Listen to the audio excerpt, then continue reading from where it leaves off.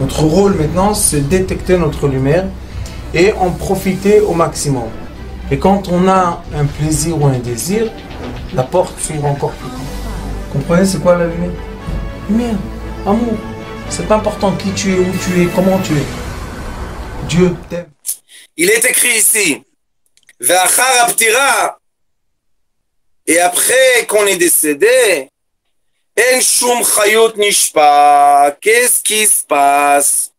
Nous avons, quand on vit un corps, ce corps-là est le récipient qui capte l'énergie vitale.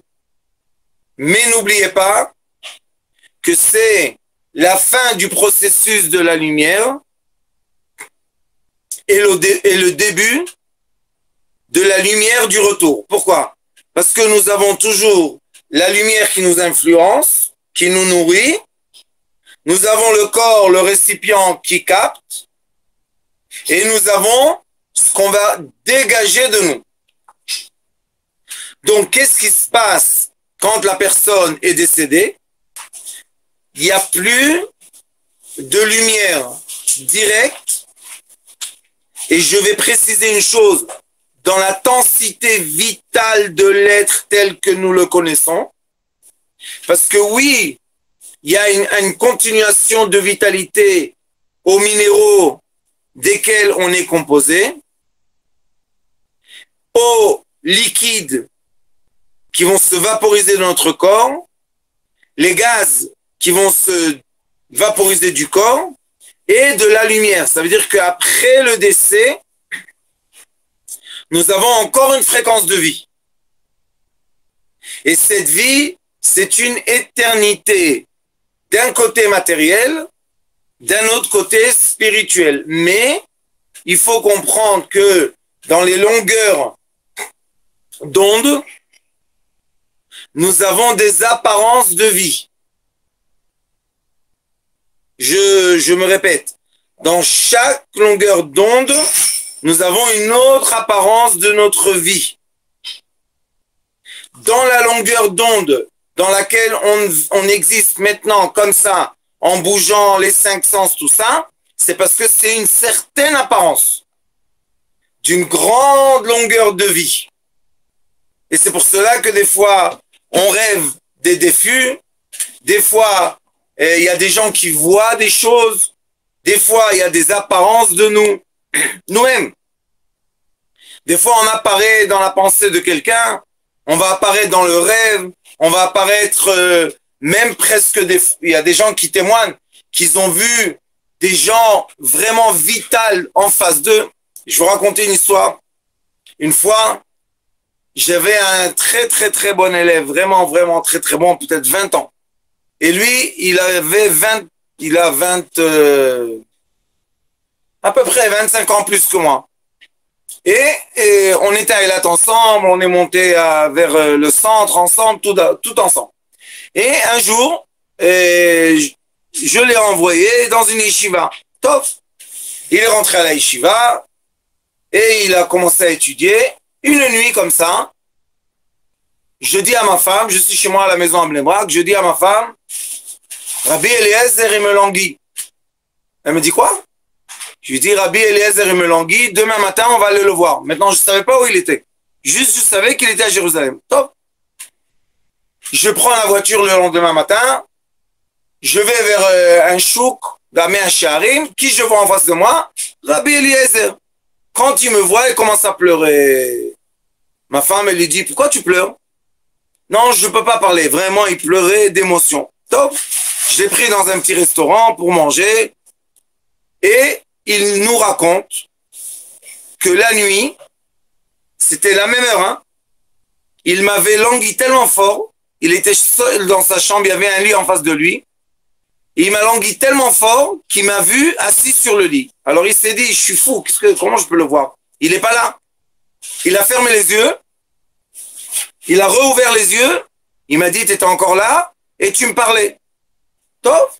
On peut dire que c'est un mirage, on peut dire tout ce qu'on veut. Mais il y a énormément de témoignages comme ça que des gens ont vu d'autres personnages et cette question se pose dans un livre du Ari Akadosh qui s'appelle La portail des réincarnations, Sha'ar Gilgulim. Et dans ce livre-là, au début, il dit dans une des premières Akdamot, il dit, sachez que l'être humain peut apparaître dans de milliers de places au même temps. Comment c'est possible de dire qu'on peut apparaître dans des milliers de places au même temps, au même moment? C'est très simple. Si maintenant, par exemple, aujourd'hui, c'est facile avec Internet, mais si j'ai fait un film sur YouTube et au même moment, il y a 50 personnes qui voient le film, donc dans combien de vies, dans combien de consciences j'apparais en image et en audio? Et si la personne, elle est vraiment connectée, vraiment, dans sa conscience, c'est vital. Donc, est-ce que je vis seulement autour de moi ou est-ce que je vis aussi loin de moi? Comme je peux comprendre que je peux continuer à vivre même après mon décès, je vais vous donner un exemple. J'ai regardé sur YouTube combien de vues et combien d'heures de gens ont regardé mes cours. Et j'ai fait le compte, c'est beaucoup plus d'années que je vis. 24 heures sur 24, plus que j'ai vécu 51 ans, il y a des gens au total qui ont regardé les cours. Donc combien d'années j'ai? Combien de temps je vis? Donc aujourd'hui, comme je vous dis dans tous les cours, la technologie nous permet de nous rapprocher comment on va appeler ça, des notions spirituelles que autant que Rabbi Chaim Vital a écrit ça, c'était vraiment, on va dire, presque un rêve. Mais aujourd'hui, avec la technologie, c'est pour qu'on soit conscient de l'existence de ces choses-là. C'est pour ça que la technologie n'est pas contraire du tout à la croyance si on continue à étudier. Si on arrête d'étudier et on est seulement, comment on va dire, addict aux informations que la technologie nous envoie, là on a un grand problème. Parce que, je crois, le contenant des messages n'est pas le bon. Mais si on étudie comme on étudie ensemble, et après cela, on essaye de trouver des repères pour formaliser les choses, la technologie est un des repères les plus forts qu'il existe. Donc, je retourne au texte. Ve'achar, et après, aptira, le décès, en shum chayut nishpa.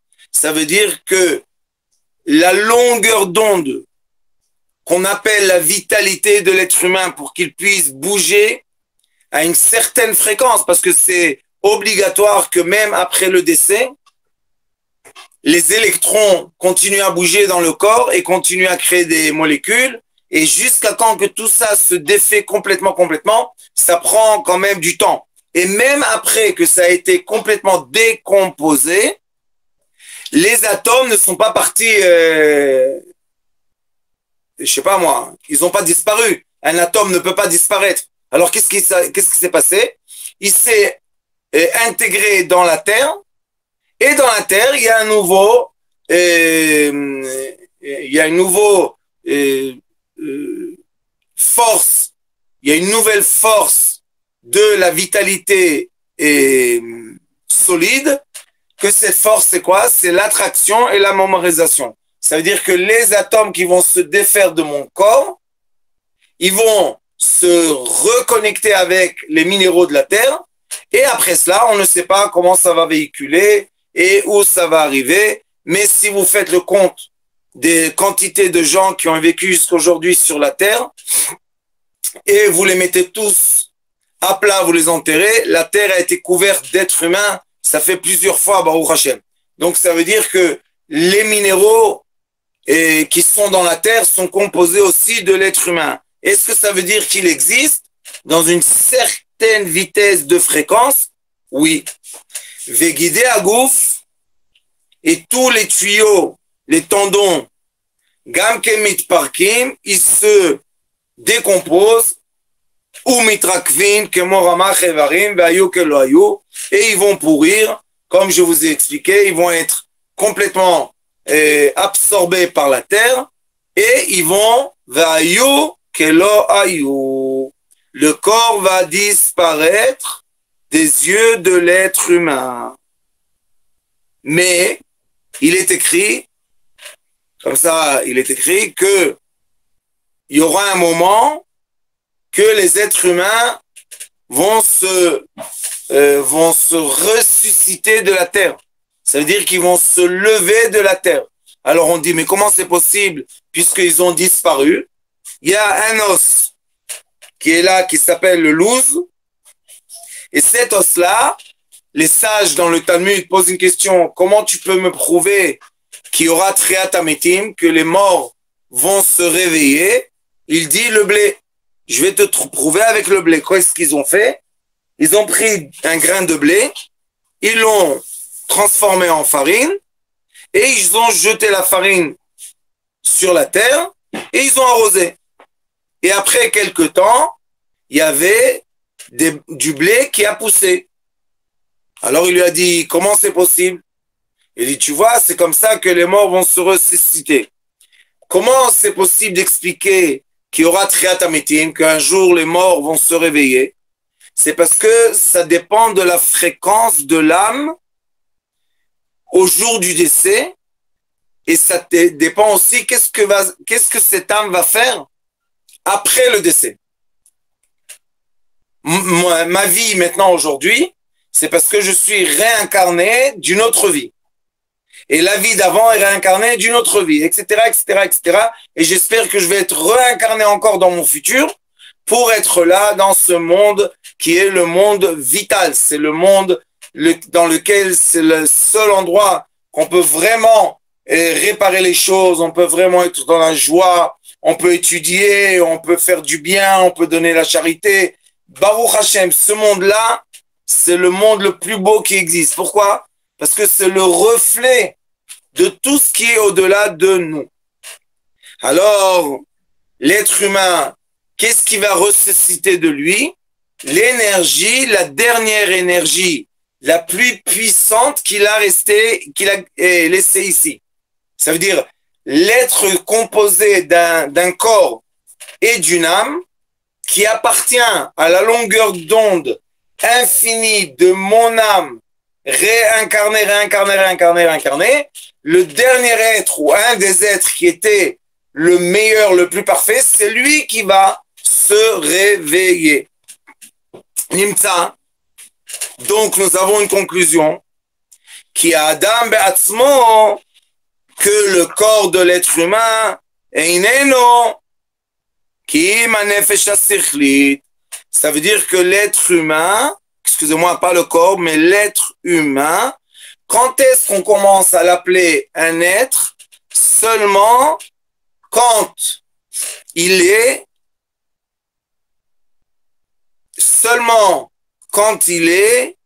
dans l'état d'esprit, seulement quand l'être humain est dans l'état d'esprit de la vitalité de l'être. Tant que l'être humain n'a pas rejoint la longueur d'onde qui s'appelle la vitalité de l'être, qui est la vitalité la plus élevée avant de recevoir l'esprit Ruach et avant de recevoir la Neshama âme, on doit monter dans l'esprit, dans la vitalité de l'être humain. Donc, quand j'ai une vitalité humaine, ça veut dire que j'ai réussi à me déshabiller de l'habit de la vitalité bestiale et je me suis habillé d'un habit de vitalité, de conscience d'être humain. Là seulement, Nikra, כי אם הנפש השכלית אשר מתלבשת בגוף, הנקרא לבוש שלה בעולם הזה. Seulement à ce moment-là, je commence à dire que nous avons en face de nous un être humain. Donc, tant que l'être humain n'a pas atteint le degré de la vitalité de l'être, ça veut dire d'être conscient et lui maîtriser son bon penchant et mauvais penchant, il ne s'appelle pas encore un être humain. Ça veut dire on ne peut pas l'appeler encore le mot en hébreu Adam, qui est 45. Pourquoi? Parce que 45, c'est un nom divin. Ça veut dire que tant, écoutez bien ce que je vous dis, c'est très très fin, tant que la longueur d'onde de l'être humain divin, tant que la longueur d'onde de l'être humain divin n'apparaît pas à travers ce corps que vous voyez, cette personne ne sera pas jugée. On n'arrive pas, on ne peut pas la juger. Comment est-ce possible de dire ça, ce que je dis? Et comme il n'est pas encore Bardaat, on ne peut pas le juger. Alors imaginez-vous autour de vous la quantité des gens qu'on doit arrêter de juger parce que ils vivent, ils ont l'apparence de la fréquence de la vitalité animale, pas encore la vitalité de l'être. Et ça fait une très grande différence. Et comment, avec l'amour propre qu'on doit avoir vis-à-vis de son prochain, on peut l'élever, puisqu'on ne veut pas qu'il reste à 4 pattes, on veut qu'il se mette à 2 pattes, 2 pieds, seulement avec l'amour. Écoutez-moi bien, ça a l'air d'être comme un slogan de drogue, mais ce n'est pas.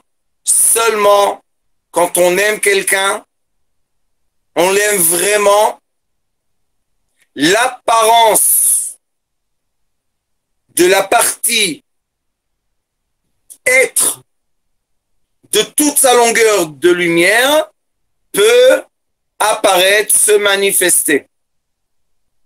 Tant qu'on l'aime pas, tant qu'il est jugé, tant qu'il est inférieur, tant qu'il pense qu'il est plein de défauts, tant qu'il a de la culpabilité, etc., etc., etc., vous connaissez mieux que moi tous ces mots-là, eh bien, cette personne ne peut pas être jugée. Parce que le jugement est une conscience d'être. Et on ne peut pas juger quelqu'un qui n'est pas encore dans la conscience de l'être. Très important de comprendre. Et la majorité des gens, malheureusement, n'étudient pas. Et c'est pour ça qu'ils n'arrivent pas à s'élever aux consciences plus élevées. Et c'est sûr que être la vitalité de l'être monte. Après, il y a l'esprit, et après, il y a l'âme, et ça monte, ça monte, ça monte, ça monte, ça monte, ça monte. Mais il faut savoir, chaque fois qu'on s'est réincarné, on est revenu dans l'état d'esprit animal, solide, végétal, animal. Et on est obligé de refaire tout le travail à zéro pour arriver à la conscience de la vitalité de l'être. Donc si j'ai réussi à bien me travailler pendant toute ma vie, et maintenant je suis décédé, j'ai laissé ici l'empreinte d'une certaine fréquence, et quand je vais me réincarner, je dois débuter de cette empreinte. Donc, j'ai une continuité infinie. Parce que quand on regarde la matière, même les minéraux, malgré qu'ils vont se décomposer, ce monde inférieur, en dessous de l'atmosphère, est un monde de matière. Et la matière seulement change de forme, mais elle ne peut pas disparaître. Donc si je suis en forme aujourd'hui d'un corps qui est de la matière, ça veut dire que j'étais là et je serai là. Et comme j'étais là et je serai là, maintenant je suis juste une apparence de longueur d'onde. On ne peut pas continuer sans avoir compris l'apparence dans une longueur d'onde. Disons que toute ma vie, c'est ça. Maintenant, j'apparais là seulement. Après, je vais apparaître là. Après, je vais apparaître là.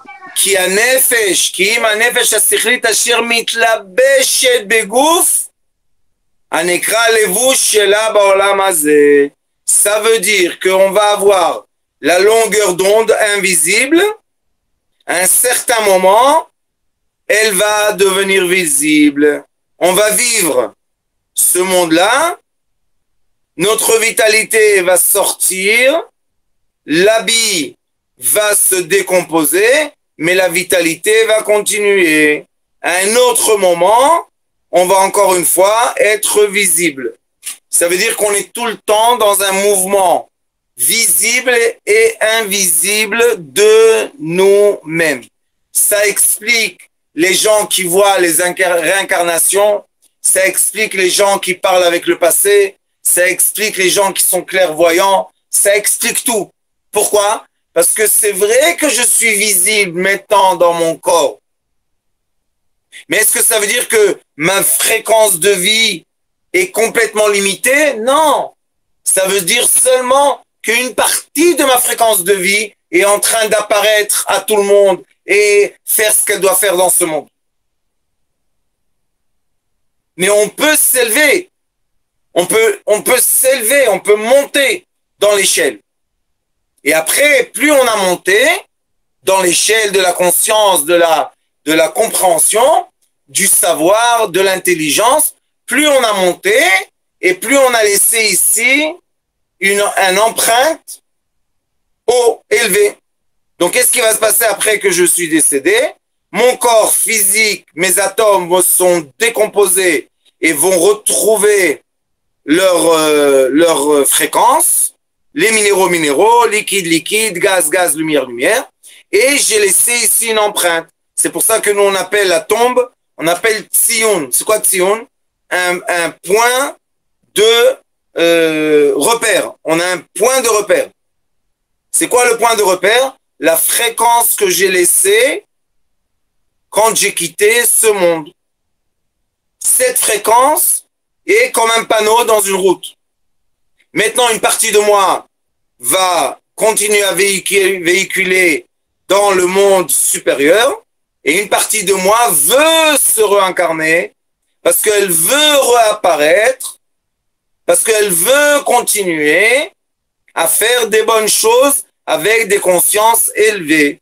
Et comme Baruch Hashem, l'âme, merci mon Dieu, c'est quelque chose de divin, on doit arrêter de penser que le divin se auto-détruit. Quand on dit à quelqu'un, ton âme est morte, c'est comme si qu'on dit qu'une partie, que Dieu nous en préserve de penser ou de dire ça, une partie divine est morte. C'est impossible de dire ça. C'est de la lumière de l'infini. Ça veut dire, si on traduit les mots d'après le dictionnaire cubilaire? Non. Le dictionnaire. Vocabulaire.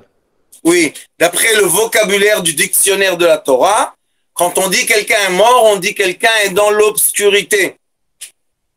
C'est tout. On dit qu'il a disparu de la lumière, mais il réapparaît dans l'obscurité. Le temps passe et il peut de l'obscurité réapparaître dans la lumière. Ça s'appelle une naissance.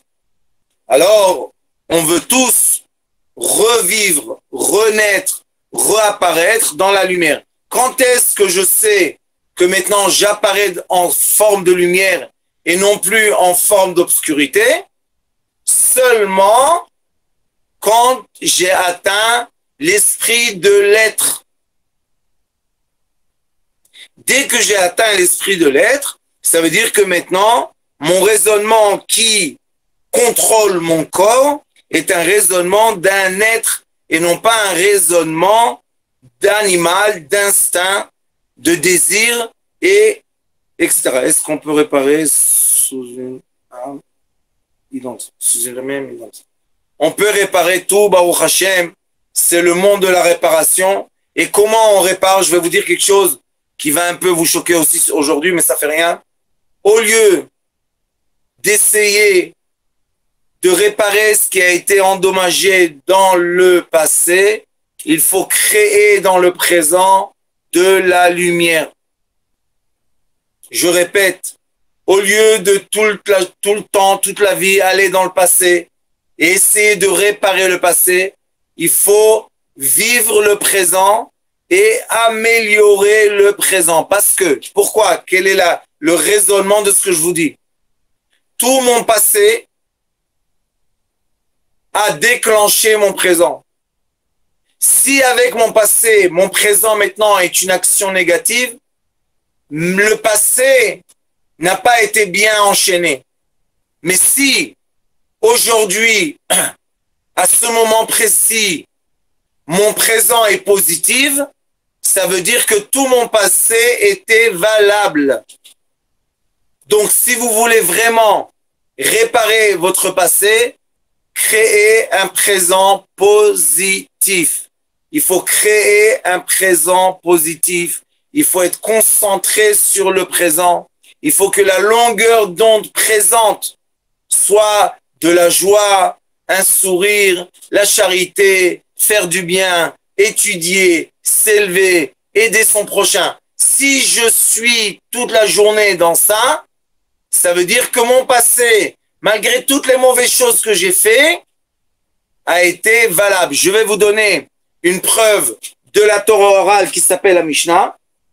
Il est écrit dans 2 endroits dans la Mishnah que celui qui a tué, vous savez, ça s'appelle Rotzeach, celui qui a tué, et il était dans la ville des gens, ça s'appelle Irimiklat, des gens qui se sauvent, c'est comme une prison.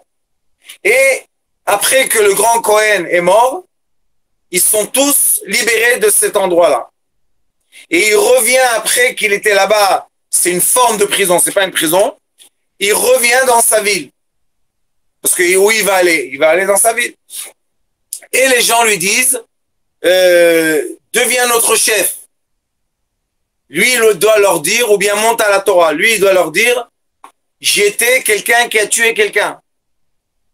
Ils lui disent, Afalpichen, malgré que tu as tué quelqu'un, on veut que tu redeviennes le chef, par exemple, le maire de la ville. Il doit accepter. Comment c'est possible? Comment il y a un pardon? Parce que si c'est pas possible, le pardon n'existe pas.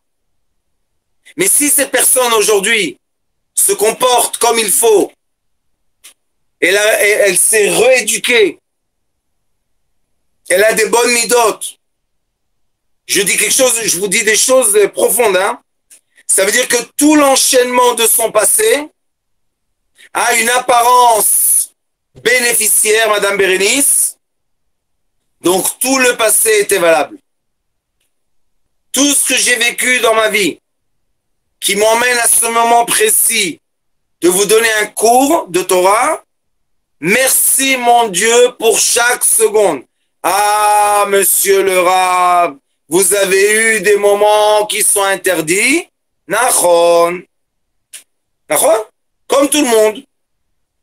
Mais qu'est-ce que j'ai fait de mon interdit et qu'est-ce qu'a fait un autre de son interdit? Celui qui a en conscience d'être de l'interdit, il va créer la tchouva, il va penser, il va se corriger, il va monter en conscience, il va étudier et il va monter. Donc, l'interdit était un escalier dans l'immeuble. Mais celui que l'interdit le fait tomber dans le puits, l'escalier n'était pas un escalier dans un grand immeuble qui va très haut, mais au contraire, c'était comme une pierre qui l'a fait tomber dans le puits. Donc il y a une très grande différence de conscience. Et même celui qui est dans le puits, fin fond du puits, comme Yosef Hatzadik, Joseph a été jeté dans le puits, mais lui il était en conscience d'un être, sont venus des gens et ils l'ont sorti du puits. Ça veut dire que même si je suis dans le fin fond du puits, mais je suis en bonne conscience vitale, eh ben, du ciel, on va tourner les choses de façon qu'on va rencontrer quelqu'un qui va commencer à nous faire monter dans l'échelle et on peut atteindre des très, très, très, très grands sommets. On peut vraiment aller très, très, très, très haut et c'est le but de la vie. Le but de la vie, c'est d'être dans l'élévation, on dit élévation. Je vous remercie pour ce cours.